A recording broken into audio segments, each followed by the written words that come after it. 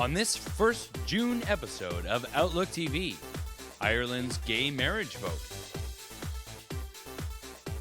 Vancouver Pride Society's 10 campaign.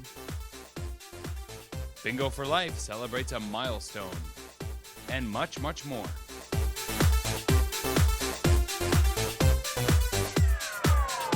Hello and welcome to Outlook TV. I'm Rebecca Wyman. And I'm Dan Doomshaw. Outlook TV is the queer news magazine show that brings you queer stories from coast to coast that matter the most. We're coming to you today from outside 1181 in the Davie Village in Vancouver. And our first story on this show brings us abroad. Abroad? Abroad, like offshore, to Ireland, where they had a historic vote on gay marriage. And our reporter JP brings us more. I'm John Paul Payne and I'm here in Dublin, Ireland. Yesterday, Ireland became the first country in the world to hold a referendum on marriage equality. The referendum asked the people, should the constitution change to allow same-sex couples to marry? Ireland was once the most socially conservative country in the Western world, with a strong Roman Catholic influence. Homosexuality was only decriminalised here 23 years ago, but today the votes are being counted and Ireland decides the equality of its LGBT children. Good evening, Canada. Can we have your votes, please? It's a resounding yes. Ladies and gentlemen, Islanders, de poids, ole, ole, okay, okay, okay, okay.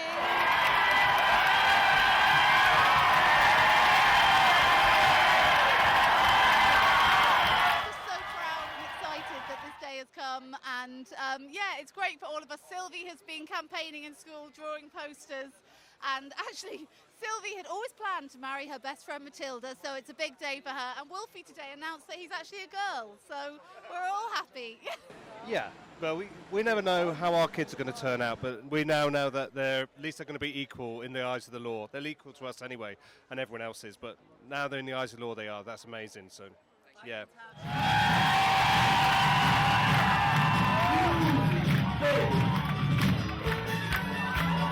For me personally, it's momentous as well again because everybody has their own personal stories and how much torture people go through when they're gay or lesbian when they're growing up, and I think it just makes such a difference whenever people accept you for what you are and for how you look and for how you act and for how you dress so it's just great. It's just a great day. It's a great day. I think this is just this small little country in the west of Europe, which just shows that people need to start thinking differently.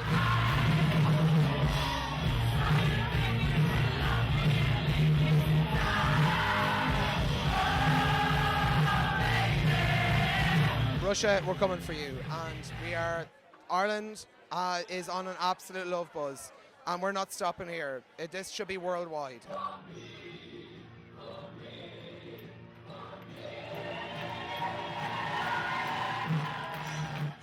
We were actually campaigning for the yes vote. We're from the Anti-Austerity Alliance, and we've been campaigning for 3 weeks solid, 2 stalls every day, all over Tala, all over Dublin.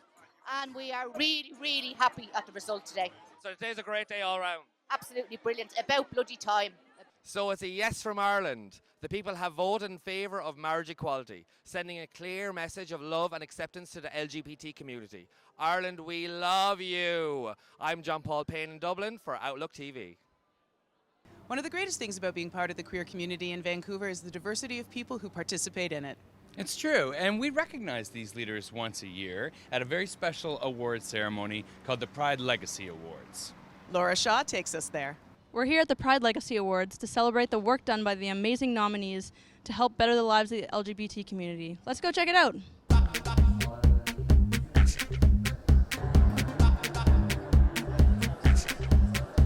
Indeed, my absolute pleasure to be your MC for the 3rd Annual Pride Legacy Awards.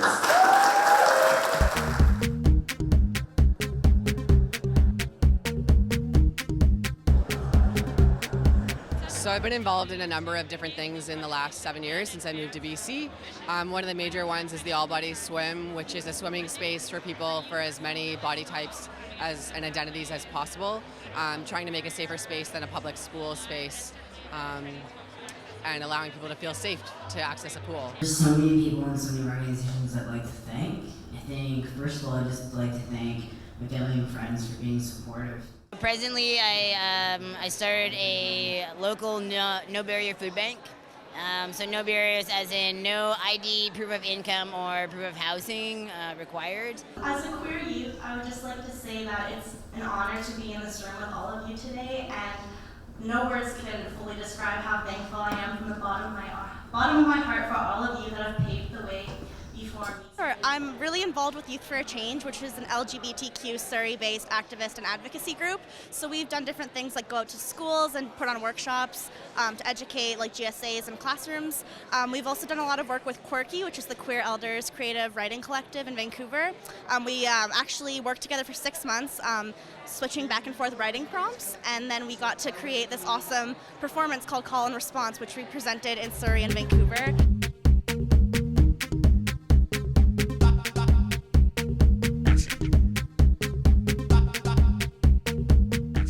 Well, I volunteer for Clean, Sober, and Proud, which is we put on big floats every year in the Pride Parade for the last 7 years, and we actually have a big clean and sober dance that we plan every single year.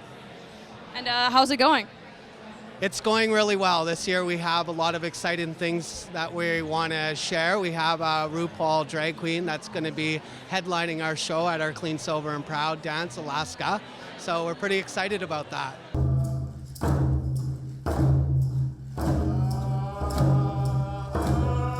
You know, when we think about a lifetime achievement, it's not necessarily for us as, for me specifically, it's not the Cree way to talk about what we achieved because I'm still here.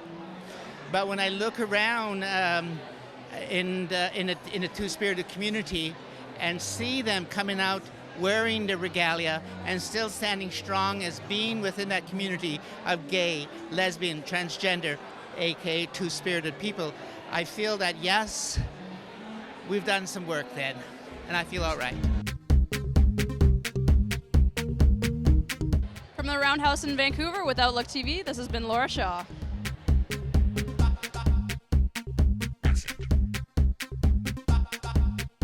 We're going to take just a little break now. Stay with us. We've got lots more queer right here. Let's go, shall we?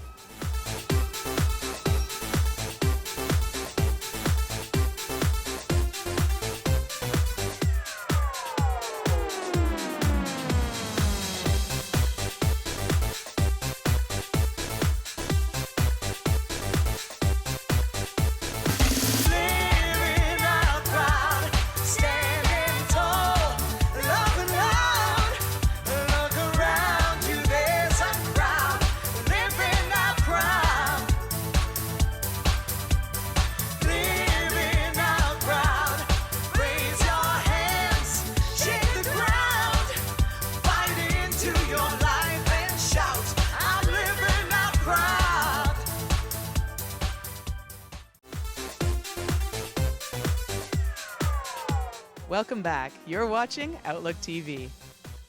Well, up next, I think we should do something that allows us to drink our drinks and not do some work. I have an idea. How about Out Across Canada? Let's hear from Eureka. Hi, ladies and gentlemen. I'm Eureka Love with Outlook TV reporting on what's going on in our neck of the Maritimes. Cape Breton Pride is hosting my big queer prom, so for all of you who didn't get to go to your prom, now's your chance. It's at the Hearthstone Inn on July 27th. You can check Facebook for the details. Rouge Fatale and Friends is taking over the stage at the Multicultural Festival with numbers from around the globe. It's July 26th and 27th at 9 p.m. Yours truly is going to be doing a Japanese number, and you can check out details for the entire festival on Facebook. El Noir is turning 10 years old, ladies and gentlemen, and she's inviting all her friends to help her come celebrate by doing some of her most memorable numbers. It's going to be on July 4th at Men's and Molly's, and you can check Facebook for the details on that event. Halifax Pride is coming, and the city is a bustle in preparation for the week and a half. There's going to be a lot going on, ladies and gentlemen, so check out their website and stay in the Fruit Loop. Well, that's it for me in the Maritimes, ladies and gentlemen. I'm Eureka Love with Outlook TV, and remember, stick with me. I'll take you places. Thank you very much, Out Across Canada reporters. If you'd like to join our team and bring a story to the rest of Canada, get in touch. And now we're going to go to the classy part of the show with Angus Prott. Art Vancouver is an international art fair. This is Angus Prott at the Vancouver Convention Centre East for Art Vancouver 2015, an international fine arts experience. Let's go check it out.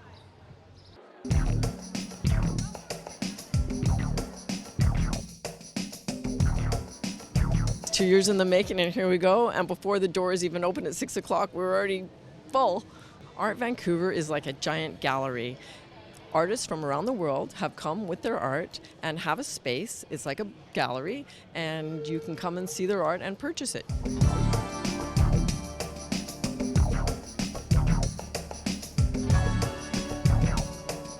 Well, I've basically shown up and helped with anything visual, and some of the communications, of course, with the artists and assisting them with placement, flow of the space, and just overall setup down to where the brochures and the tables go, and just kind of the overall sort of essence and feel of the environment when you walk in.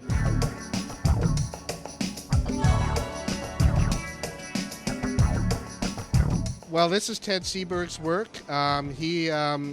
We discovered him after seeing a Lauren Harris show in the Vancouver Art Gallery, an Emily Carr show, and we thought, here's a new voice, somebody that speaks in color rather than browns and grays, which are the traditional concept of landscape in Vancouver.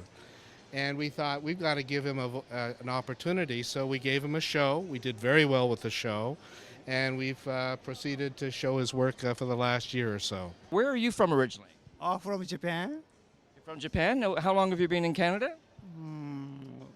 28, something like that. Yes, yeah. And we've been together 20. I was just going to ask you that. Years. 5 years, yes.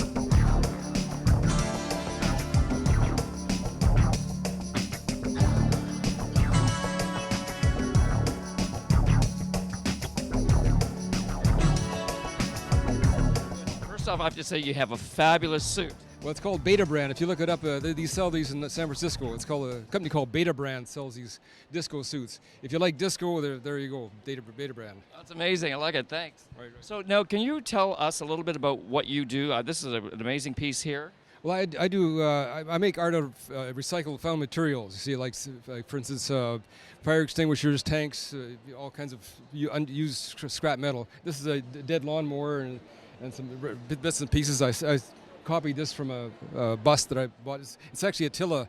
It's the General Attila is what it is.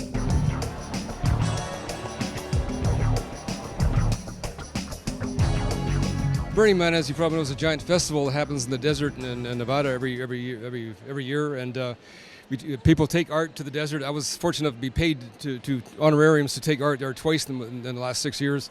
So one of my pieces was this, The Breaking Wave, which is a whole bunch of recycled, I guess, driftwood or drift material of beaches. We're trying to protest ocean pollution.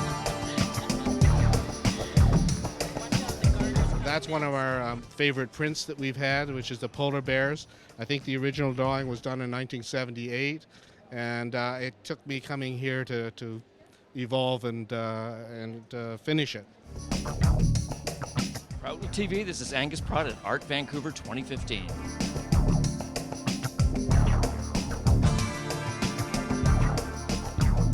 The Vancouver Pride Society has announced its 10 campaign. What's a 10 campaign? Well, it's the letters TEN that stand for Trans Equality Now. Wow. I'm predicting this story will be a 10 out of 10. Hey, I'm Logan Alexander, and we're here with Outlook TV in Vancouver, British Columbia at the Junction Pub for the launch of the 10 campaign, a campaign advocating for the rights for transgender and gender variant Canadians. Hello, and thank you for coming out today.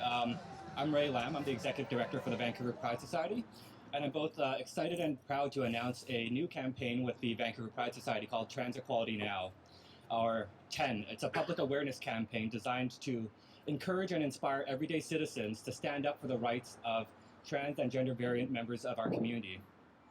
And of course, a big congratulations to the Vancouver School Board on their recent passing of new trans and gender fluidity policies with regards to washrooms and public spaces. As a mother of a trans child, I obviously feel these things very deeply and very personally. But regardless of your family status, when a child in our community, when a teenager, when an adult is diminished, we are all diminished, and our democracy itself has diminished when we bring to the table the idea that human rights only matter if you're willing to conform with the gender identity that society has placed on you. I work in complex primary care, and I work quite a lot in the trans community. And so I see on a day-to-day basis, and I'm also aware of the now years of medical literature that we have showing that there are health disparities. And the important thing to recognize is that these health disparities are not based on any inherent illness amongst gender diverse people, but rather these are disparities that are based on societal discrimination. And in some ways, this is very institutionalized and years-long societal discrimination. The right of any transgender person who wishes to have reconstructive surgery or hormonal replacement therapy, that this should be part of Medicare and they shouldn't have to worry about it regardless of where they live. If you want to be in the Pride Parade, you've got to be an ally. You've got to actually take your action, your personality, your position to make a difference for equality. And so I'm hoping that by Pride saying to everybody that wants to march in the parade, you need to get on board for trans equality. We're going to see corporations, businesses, unions, community groups, and because of all of those folks joining on, finally we'll get a provincial government and a federal government that will act for human rights.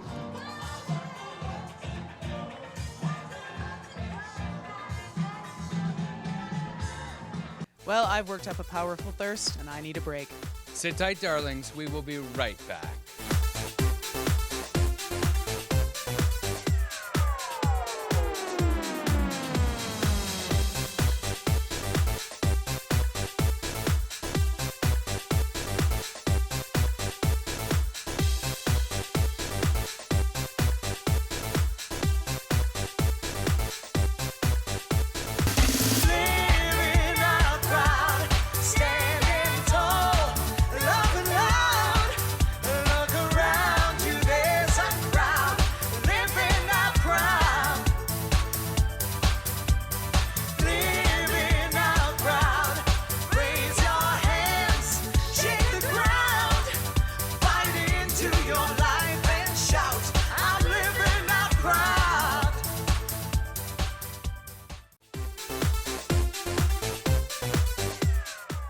Welcome back. You're watching Outlook TV. Our next story brings us to the celebration of a local tradition. Bingo for Life is celebrating 20 years of raising money for charity. 20 years. So that means Joni was 4 when she started hosting? Before? Bingo! Hey Vancouver, I'm down on Davie Street at Celebrities. Tonight is Friends for Life 20th anniversary of Gay Bingo. So here we are. Let's go see what your lucky number might be. 1041. We've raised over $700,000 for Friends for Life in those 20 years, and it's a weekly event that we do every Wednesday here at Celebrities, and it's very affordable. It's a suggested donation of $10. We have tons of prizes tonight. I believe we're somewhere around $2,000 to $3,000 worth of prizes. Some fun advice for tonight. So the number one advice I can give you for bingo if you want to win is just know that the drag queens are always right. I also kind of find there might be a little bit of a coincidence between people who are a little more sober winning more often than people who drink a little bit too much at bingo. Natural is the more you drink, the prettier we is. It's show, 20th anniversary. Yes, indeed. Yes? You having fun? I'm having a great time. I'm not here all the time anymore, so it's great to be back. Well, thank you all for coming, and I appreciate it, and thank you for supporting the Vancouver Friends for Life Society and the 20th anniversary bingo. So you have an incomplete formation or the wrong formation. You will wear this for the remainder of the round. It's an amazing milestone in our community. We've raised so much money for charity and had so much fun doing it. It's amazing to think that we've had 20 years of this already. So I'm very proud and honored to be a part of it. What's changed or what's gotten better about bingo? I mean, I see nearly everyone here tonight. Well, I think, a lot more people really enjoy coming out and supporting the community. As you can tell, it's packed in here this evening, so we're doing something right. Over the last 20 years, we've been in many different venues, so it's really great to be here at Celebrities. This is kind of like our final home, I guess.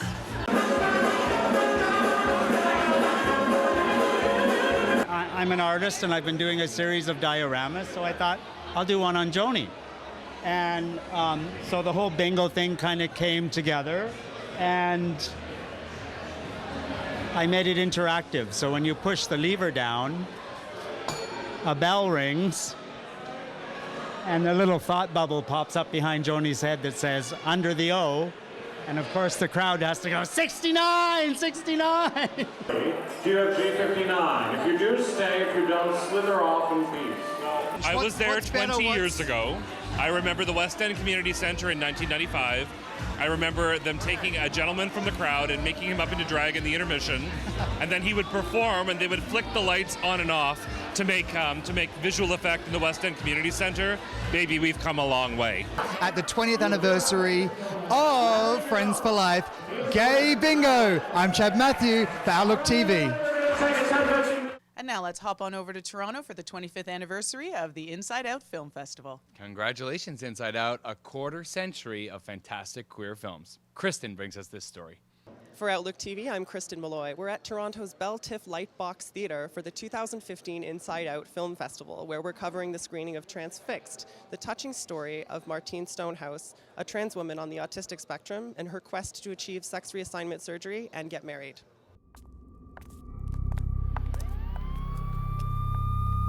Sometimes I can get into a situation where I get lost in trance. It was happening a lot in my life until I met John.